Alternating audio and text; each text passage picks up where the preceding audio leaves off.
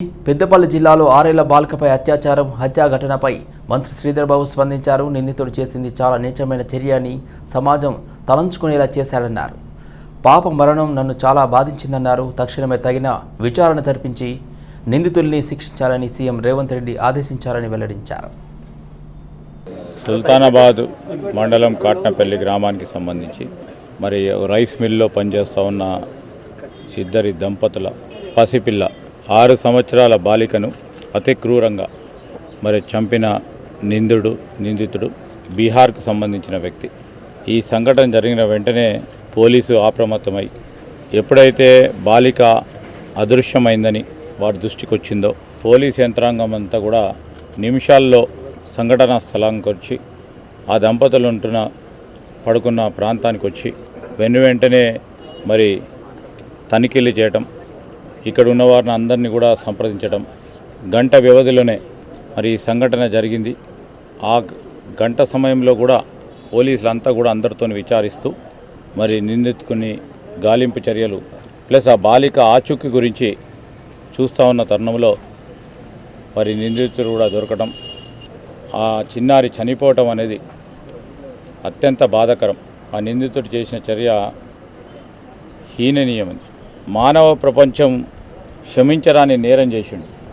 పూర్తి స్థాయి సంఘటన వివరాలు తెలుసుకోవడానికి నేను, మా సహచార మంత్రివర్గ సోదరిమణి సీతక్క గారు, మరి స్థానిక శాసనసభ్యులు విజయరామరావు గారు, మా జిల్లా కాంగ్రెస్ అధ్యక్షుడు గోదావరి రామగుండం ఎమ్మెల్యే రాజ్ ఠాకూర్ గారు, మా ఎంపీ గారు కూడా ఈరోజు ఇక్కడికి వచ్చాం.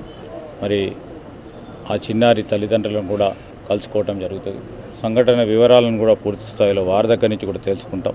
ఎక్కడ కూడా ఆలస్యం కాకుండా పోలీసులు ప్రయత్నం చేసినప్పటికీ ఆ కిరాతకుడు ఘోరమైన పని చేసి హత్య గావించడం అనేది మరి ప్రభుత్వం చాలా సీరియస్గా తీసుకుంటుంది. ముఖ్యమంత్రి రేవంత్ రెడ్డి గారు కూడా వెంటనే దీనిపైన చర్య తీసుకోవాలని, దాని తదుపరి కూడా ఫాస్ట్ ట్రాక్ కోర్టు ద్వారా శిక్ష పడే విధంగా ఉన్న ఆధారాలతో చట్టపరంగా ఆ నిందితుడిపై చర్యలు తీసుకునే కార్యక్రమం ప్రభుత్వం చేపడుతుందని స్పష్టంగా ముఖ్యమంత్రి గారు కూడా చెప్పడం జరిగింది. ఈ క్రమేణా ఎక్కడ ఏ విధంగా జరిగింది, సంఘటనకు సంబంధించిన పోలీసు యంత్రాంగం వెంటనే రావటం, బాలిక ఆచూకీ తీసుకునే మార్గం తెలుసుకునే ప్రయత్నంలోనే మరి సంఘటన విషయానికి వస్తే ఆ నిందితుడు అప్పటికే ఆ బాలికని హత్య చేయడం, ఒక గంట వ్యవధిలోనే అన్నీ జరిగిపోవడం మేము ప్రభుత్వం చాలా సీరియస్ తీసుకుంటుంది. ఖచ్చితంగా నిందితుడిపై చట్టపరంగా చర్యలు తీసుకోవటం జరుగుతుంది. పెద్దపల్లి జిల్లాలో ఓ రైస్ మిల్లులో అత్యాచారానికి హత్యకు గురైన బాలిక కుటుంబాన్ని రాష్ట్ర పంచాయతీరాజ్, గ్రామీణాభివృద్ధి మరియు మహిళా శిశు సంక్షేమ శాఖ మంత్రి డాక్టర్ ధనసరి అనసూయ సీతక్క ఓదార్చారు. బాలికపై అఘాయిత్యానికి పాల్పడిన నేరస్తుడిని గంటల వ్యవధిలోనే అరెస్ట్ చేసి ఫాస్ట్ ట్రాక్ కోర్టు ద్వారా త్వరలోనే కఠినమైన శిక్ష పడే విధంగా చర్యలు తీసుకుంటుందని భరోసా కల్పించారు. బాధిత కుటుంబానికి అన్ని విధాలా న్యాయం చేస్తామన్నారు. మంత్రి శ్రీధర్ బాబు, పెద్దపల్లి ఎంపీ గడ్డం వంశీ, ఎమ్మెల్యేలు విజయరామరావు, రాజ్ సింగ్ ఠాకూర్లతో కలిసి ఘటనా స్థలాన్ని పరిశీలించారు. కేసు దర్యాప్తు పురోగతి వివరాలను తెలుసుకున్నారు. డ్రగ్స్, గంజాయి మత్తులోనే ఇలాంటి ఘాతుకాలు జరుగుతున్నాయని ఆవేదన వ్యక్తం చేశారు మంత్రి సీతక్క. గంజాయి మధ్యలో విచక్షణ కోల్పోయి పడుకున్న పాపను ఎత్తుకుపోయి రేప్ చేసి చంపడం కలిచివేసిందన్నారు. నమస్కారాలు. ముఖ్యంగా ఇలాంటి ఘటనలు జరుగుతున్నాయి తరచుగా. దీనికి ప్రధాన కారణం చూస్తే ఎక్కువ శాతము ఈ డ్రగ్స్ మత్తులో డ్రగ్స్, గంజాయి ఇట్లాంటి వాటికి అలవాటు పడి అడిక్ట్ అయినటువంటి వాళ్ళు ఇలాంటి ఘాతుకాలకు పాల్పడుతున్నారు అనేది ఈ ఘటనను చూస్తే కూడా మాకు అర్థమవుతుంది. గతంలో కూడా మరి హైదరాబాదులో సింగరేణి కాలనీలో ఒక ట్రైబల్ అమ్మాయి 6 months అమ్మాయినే అక్కడే పక్కనే ఉంటుంది, ఆ ఇంట్లో నుంచి తీసుకుపోయి ఆ పక్క రూమ్లనే కిరాయికి ఉండేటువంటి వాడు రేప్ చేసి చంపేసి ఇంటికి తాళం వేసుకొని పోయిండు. పాప ఎక్కడో ఎతికేంత వరకు అంటే కొన్ని రోజులు అంటే కొంత టైం పట్టింది. కానీ మొన్న 13వ తారీఖు నాడు మరి పెద్దపల్లి జిల్లాలో జరిగిన కాంగ్రెస్ అంటేనే వీహెచ్ అని, వీహెచ్ అంటేనే కాంగ్రెస్ అని, తన జీవితం పార్టీకి అంకితమని, కాంగ్రెస్ పూర్వ వైభవాన్ని సంతరించుకోవాలని వీహెచ్ తెలిపారు. త్వరలో జరగనున్న బోనాల వేడుకలను ఘనంగా నిర్వహించనున్నట్లుగా మాజీ ఎంపీ కాంగ్రెస్ సీనియర్ నాయకుడు హనుమంతరావు వెల్లడించారు. తన జన్మదినాన్ని పురస్కరించుకుని హైదరాబాద్ అంబర్పేట్ మహంకాళి దేవాలయంలో అమ్మవారిని దర్శించుకుని స్వామివారి ఆశీస్సులు తీసుకుని అనంతరం వేద పండితుల ఆశీర్వచనం అందుకున్నారు. అనంతరం నియోజకవర్గంలోని మున్సిపల్ కార్మికులకు, మహిళలకు, పురుషులకు కొత్త బట్టలు అందజేశారు. గత ప్రభుత్వం 15 కోట్లు బోనాల వేడుకకు డబ్బులు కేటాయిస్తే ఇప్పుడు మా కాంగ్రెస్ పార్టీ అధికారం చేపట్టడంతో రేవంత్ రెడ్డి ఈ బోనాల సందర్భంగా 25 కోట్ల రూపాయలు ఇచ్చే విధంగా కృషి చేస్తారని అన్నారు.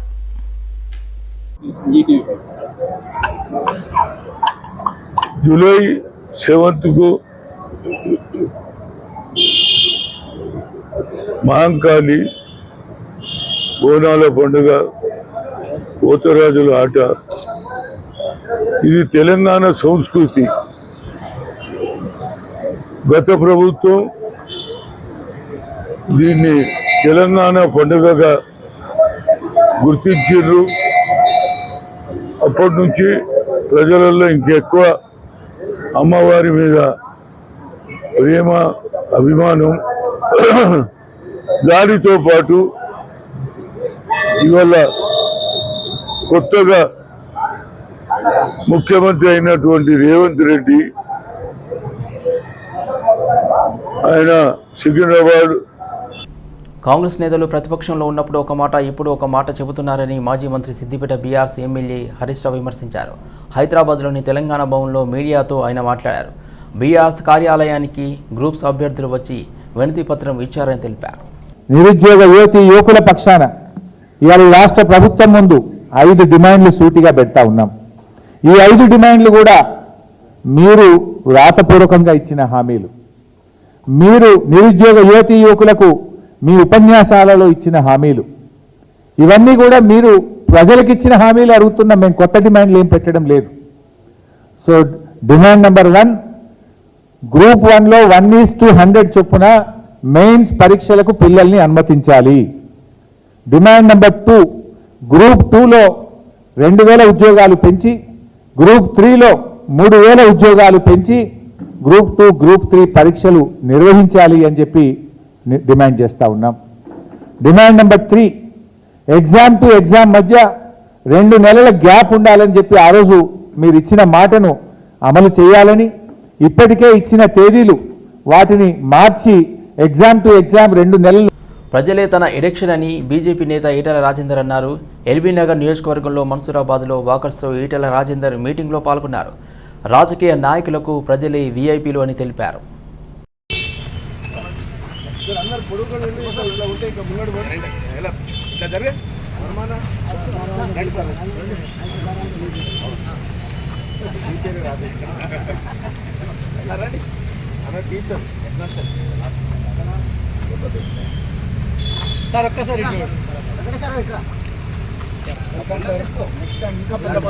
పుట్టుకతో కానీ ప్రమాదవశాత్తు కానీ వైకల్యం పొందిన వారికి నారాయణ సేవా సంస్థాన్ ఉదయపూర్ చేస్తున్న సేవలు అభినందనీయమని బీజేపీ చేవెళ్ల ఎంపీ కొండా విశ్వేశ్వరరెడ్డి పేర్కొన్నారు. వికలాంగుల కోసం నారాయణ సేవా సంస్థాన్ ఆధ్వర్యంలో హైదరాబాద్ కింగ్ కోటిలోని ఒక ఫంక్షన్ హాల్లో ఏర్పాటు చేసిన కృత్రిమ అవయవాల కోసం ఉచిత స్క్రీనింగ్ మేనేజ్మెంట్ క్యాంపును బీజేపీ నాయకులు మాధవీలతతో కలిసి ఆయన ప్రారంభించారు.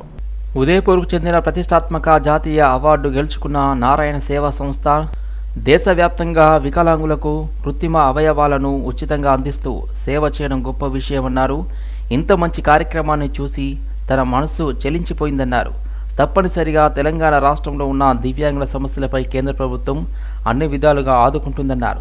ఇలాంటి సంస్థలను కేంద్ర ప్రభుత్వం ప్రోత్సహించడంతో పాటు సహాయ సహకారాలు అందిస్తుందన్నారు.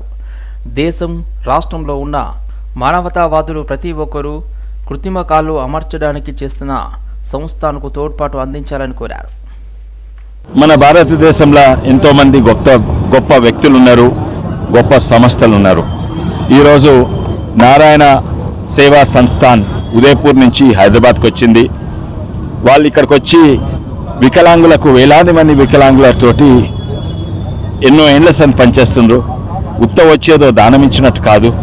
6 నెలల ముందు వచ్చి రిజిస్ట్రేషన్ తీసుకుండ్రు. వాళ్ళకు ఒక్కొక్క వికలాంగులకు కొందరు కాళ్ళు పోయినాయి, కొన్ని చేతులు పోయినాయి. వీళ్ళందరికీ కొన్ని ఏళ్ళు పోయినాయి. వీళ్ళందరూ కూడా వికలాంగులకు ఆర్టిఫిషియల్ లిమ్స్ వాళ్ళ సైజు మెజర్మెంట్ చేసుకొని అవి అక్కడ ఉదయపూర్లో వాళ్ళ హైటెక్ ఫ్యాక్టరీలా మ్యానుఫ్యాక్చర్ చేసి మళ్ళీ ఇక్కడికి వచ్చి ఈరోజు ఫిట్టింగ్ చేస్తుండ్రు. బైన్సా పట్టణంలో ఇటీవల కేటీఆర్ పర్యటన సందర్భంగా అంజన్న స్వాములపై కేసు నమోదు చేసిన విషయం తెలిసిందే. అక్రమ కేసుల్లో ఇరుక్కున్న అంజన్న స్వాములను ముతోల్ ఎమ్మెల్యే పవార్ రామారావు పటేల్ మొదటి నుండి బాసటగా నిలుస్తున్నారు. వారిని జైలు నుండి విడిపించేందుకు అన్ని విధాల ప్రయత్నాలు చేస్తున్నారు. ఇప్పటికే ఆదిలాబాద్ జైల్లో ఉన్న వారికి కుటుంబ సభ్యులతో ములాఖాత్ చేయించారు. వారికి అవసరమైన న్యాయ సహాయం అందిస్తున్నారు. తాజాగా ఆదిలాబాద్ జైలుకి వెళ్లి అంజన్న స్వాములను కలిశారు. వారిపై నమోదైన అక్రమ కేసులను ఎత్తివేయాలని డిమాండ్ చేశారు.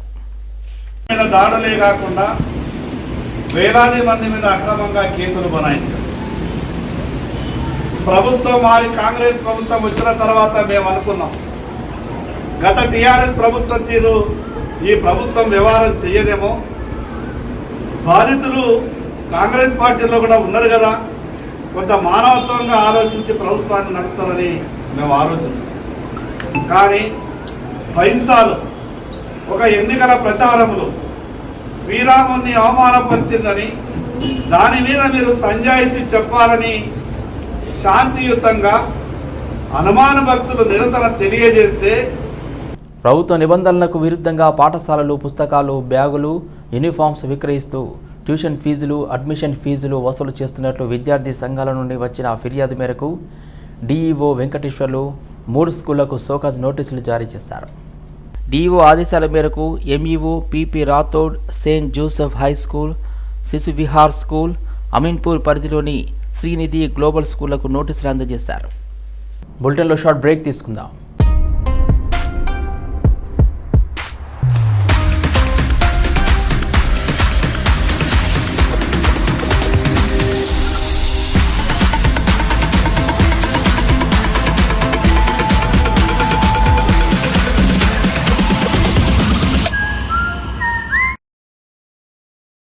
Welcome back. భద్రాద్రి కొత్తగూడెం జిల్లా వాజేడు వెంకటాపూర్ పోలీసులు లారీ డ్రైవర్లపై అక్రమ కేసులు పెట్టి వేధిస్తున్నారని తెలంగాణ రాష్ట్ర లారీ ఓనర్స్ వెల్ఫేర్ అసోసియేషన్ నాయకులు రాష్ట్ర డీజీపీను కలిసి ఫిర్యాదు చేశారు. టీఎస్ఎండిసి అనుమతులతో నిబంధనల ప్రకారం వే బిల్లులతో ఇసుక రవాణా చేస్తున్న డ్రైవర్లపై పోలీసులు దౌర్జన్యం చేస్తున్నారని అసోసియేషన్ ఉపాధ్యక్షుడు సుర్వి యాదయ్య గౌడ్ అన్నారు. ఇసుక రీచ్లలో లోడింగ్ చేసుకుని వెళ్తున్న లారీలను అధిక లోడ్ ఉందంటూ పోలీస్ స్టేషన్లకు లారీలను తీసుకెళ్లారని విమర్శించారు. ఇసుకను లోడ్ చేస్తూ అక్కడి కాంట్రాక్టర్ అయితే వారిపై కేసులు పెట్టకుండా కేవలం లారీ డ్రైవర్లపై కేసులు పెడుతున్నారన్నారు. లారీ డ్రైవర్లు ఇసుకను అక్రమంగా లారీ డ్రైవర్లు లోడ్ చేశారని మోటార్ వెహికల్ యాక్ట్పై కేసులు పెట్టారన్నారు. సుమారు 40 లారీలను పోలీస్ స్టేషన్లకు తరలించారని తెలిపారు. భద్రాద్రి కొత్తగూడెం జిల్లాలో ఇసుక లారీ డ్రైవర్ల పైన అక్కడ ఉన్న Vajedu police station, Venkatapuram police station సంబంధించిన అధికారులు డ్రైవర్లు పైన అక్రమ కేసులు బనాయించారు. ఎట్లా అంటే ఇసుక రీచ్లలో లారీలు లోడింగ్ పోయి వేబిల్లు అన్నీ ఉన్నా బుక్ చేసుకున్న తర్వాత లోడింగ్ పోతే లోడింగ్ పోయిన లారీలను కూడా లోడు జరుగుతుంటే కాంటా పెట్టకుండా కూడా చూడకుండా కాంటా చూడనీయకుండా లారీలను తీసుకుపోయి పోలీస్ స్టేషన్లో పెట్టిరు. దాదాపు 40 లారీలు తీసుకుపోయారు. ఆ 40 మంది పైన కూడా డ్రైవర్ల పైన అక్రమ కేసులు పెట్టిరు. సమాజంలో ఎందరో చిన్నారులు మూగా చెవిటి సమస్యలతో బాధపడుతున్నారని వారందరికీ సేవ చేయాలనే సంకల్పంతో డాక్టర్ రావుస్ ఈఎన్టీ వైద్యశాల ఆధ్వర్యంలో ఉచితంగా కాంక్లియర్ ఇంప్లాంట్ శస్త్రచికిత్స అందిస్తున్నారన్నారు వైద్యశాల చైర్మన్ డాక్టర్ జీవీఎస్ రావు. కేపీహెచ్బీ కాలనీలోని డాక్టర్ రావుస్ ఈఎన్టీ వైద్యశాల ఆధ్వర్యంలో ఉచితంగా నిర్వహించిన కాంక్లియర్ ఇంప్లాంట్ సర్జరీ విజయవంతంగా పూర్తి చేసిన చిన్నారుల తల్లిదండ్రులతో కలిసి ఫాదర్స్ డే వేడుకలు నిర్వహించారు హాస్పిటల్ యాజమాన్యం. ఈ వేడుకలకు ముఖ్య అతిథిగా వైద్యశాల చైర్మన్ డాక్టర్ జీవీఎస్ రావు, మేనేజింగ్ డైరెక్టర్ చైతన్యరావు, డైరెక్టర్ శ్రీరావులు పాల్గొని చిన్నారులతో కలిసి ఆటపాటలతో సందడి చేసి కేక్ కట్ చేయించి వారికి గిఫ్ట్లు అందజేశారు. సహకారంతో కాక్లియర్ ఇంప్లాంట్స్ ఉచితంగా చేస్తున్నాము. వాళ్ళకి ఉచితంగా చేయడమే కాకుండా వారికి మ్యాపింగ్ చేసి స్పీచ్ థెరపీ కూడా ఇస్తున్నాం. ఇది ఒకరోజు అయిపోతుందంటే ఒక కప్ కాఫీ అయితే ఇది అయితే ఆ రోజు గడిచిపోయినట్టే, కానీ మరుసటి రోజు అలా కాదనమాట. ఇది ఒక కంటిన్యూస్ ప్రాసెస్ అన్నమాట. ఒక 7 months కంటిన్యూస్గా జరుగుతూనే ఉండాలి. మరి ఆ జరిగినటువంటి రెస్పాన్సిబిలిటీస్ కూడా డాక్టర్ శ్రీరావు తీసుకుంటున్నారు. ఉచితంగా కాక్లియర్ ఇంప్లాంట్ చేస్తున్నామని చెప్పడమే కాకుండా చేసిన తర్వాత ఏంటి అన్నది వారు జనశ్రమించులు ఇలా కలవాలంటే చాలా కష్టంగా ఉందన్నమాట. చాలా హార్డ్ వర్క్ చేయాలి, చేసినటువంటి డాక్టర్ హార్డ్ వర్క్ చేయాలి. వారితో పాటు ఉండేటువంటి సభ్యులు ఉంటారు, ఈ మ్యాపింగ్ చేసే సభ్యులు వేరేగా ఉంటారు, తర్వాత మాట నేర్పే వ్యక్తులు కూడా. మాదాపూర్లోని 2 గలేరియా మాల్లోని ఏఎస్ఎఫ్ బార్బెక్యూ గ్రిల్ రెస్టారెంట్ తొలి వార్షికోత్సవంను పురస్కరించుకొని నగరంలోని అనాథ శరణాలయాల విద్యార్థులు వృద్ధాశ్రమాల్లోని వృద్ధులకు విందు ఏర్పాటు చేశారు. Welcome to ancient stone flames barbecue and grill అండి. ఇది India's first lava stone barbecue restaurant, buffet restaurant అండి. ఈరోజు మనం ఫస్ట్ యానివర్సరీ సెలబ్రేట్ చేసుకుంటున్నామండి. హైటెక్ సిటీ బ్రాంచ్, మా 2వ బ్రాంచ్లో ఇది యానివర్సరీ సెలబ్రేషన్స్ చేసుకుంటున్నాము.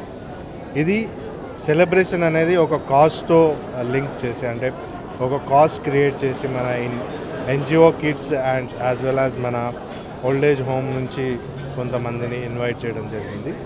వాళ్ళతోటి మన మీల్ షేర్ చేసుకుని, ప్లస్ ఇంకా ఎవరైనా ఏదైనా డొనేషన్స్ ఇవ్వాలన్నా అది వాళ్ళ వెల్ బీయింగ్ అండ్ ఎడ్యుకేషన్ కోసం ఈ కాజ్ చేయడం జరిగింది. అండ్ అలానే సెలబ్రిటీస్తో బెనర్జీ గారు వచ్చారు, అండ్ సురేష్ బాబు గారు on the way, and Venkat Prasad గారు వచ్చారు.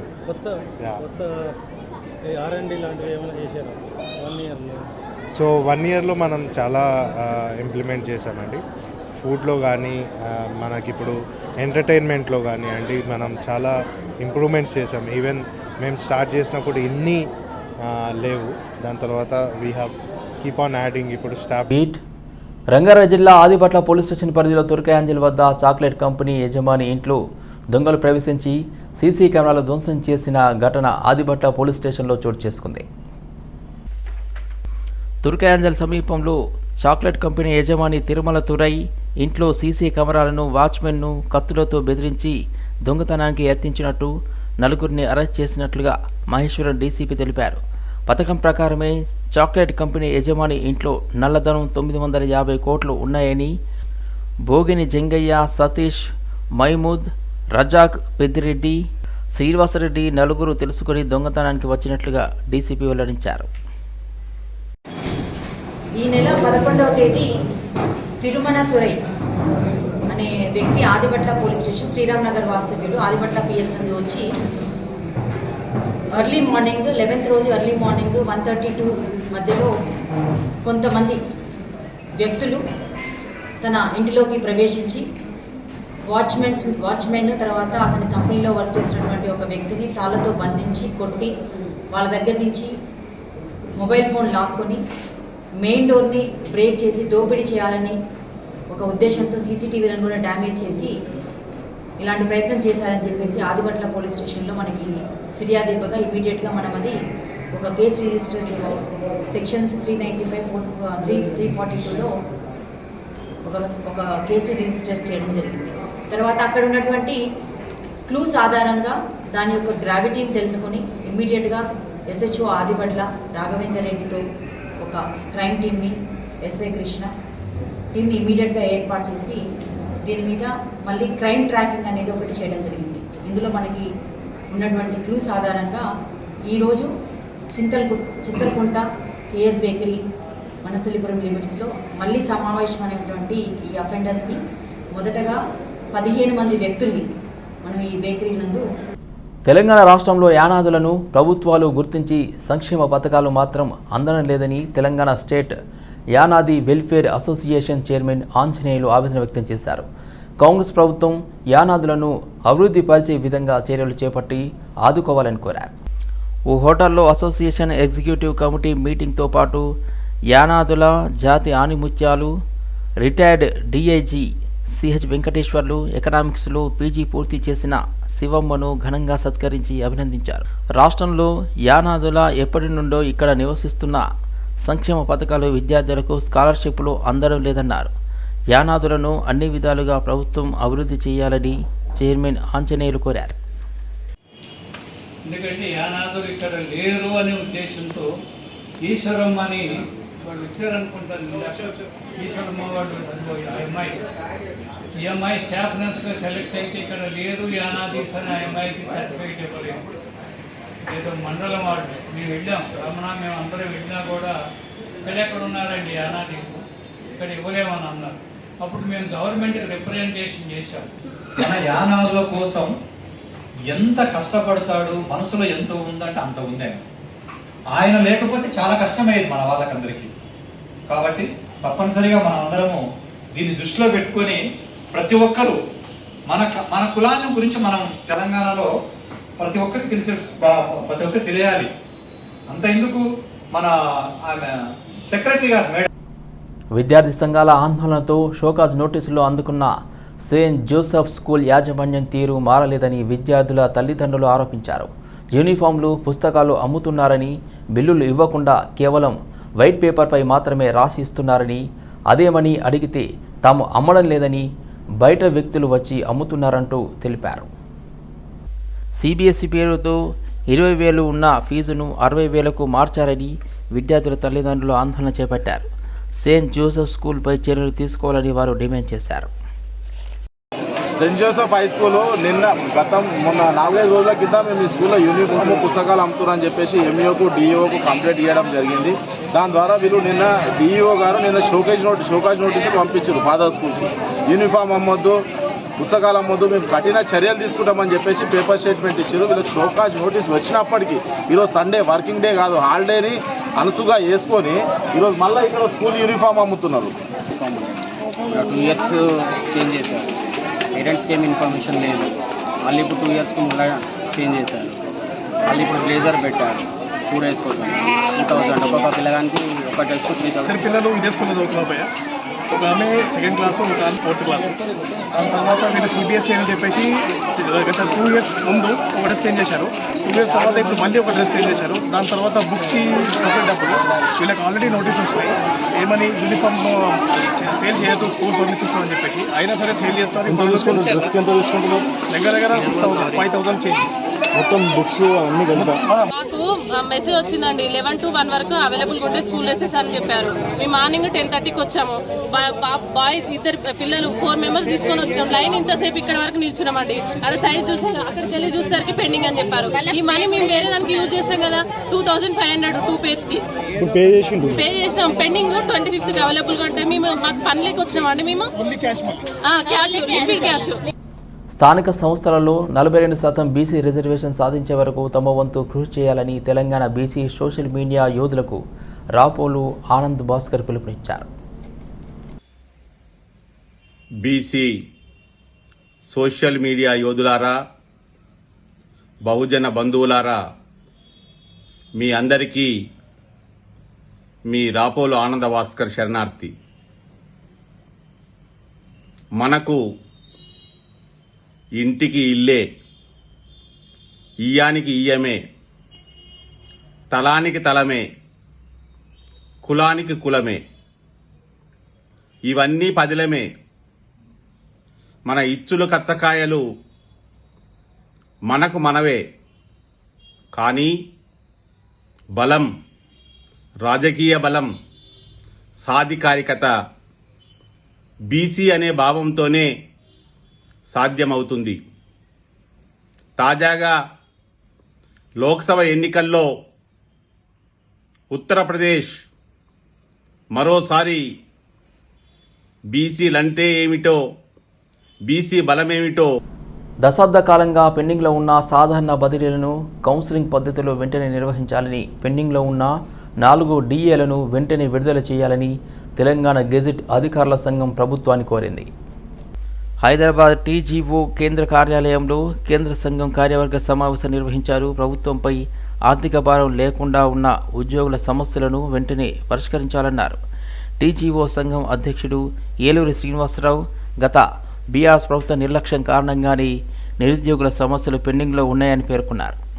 54 శాఖల డిపార్ట్మెంట్ ఫోరంల అధ్యక్ష కార్యదర్శులు, మహిళా కార్యవర్గం, వారితో పాటుగా వివిధ శాఖలకు చెందిన సీనియర్ ఆఫీసర్స్గా ఉన్న టీజీఓస్ బాధ్యులు అందరికీ పేరు పేరున స్వాగతం పలుకుతూ, ముఖ్యంగా మొదటిగా కొత్త ప్రభుత్వంలో మా రాష్ట్ర సంఘం ఎన్నికైన పిదప మొదటిసారి విస్తృత స్థాయి సమావేశం జరిపి ఈరోజు ప్రెస్ ముందుకు వచ్చాం. ముందుగా ప్రప్రదంగా రాష్ట్ర ప్రభుత్వానికి, ముఖ్యమంత్రి గారికి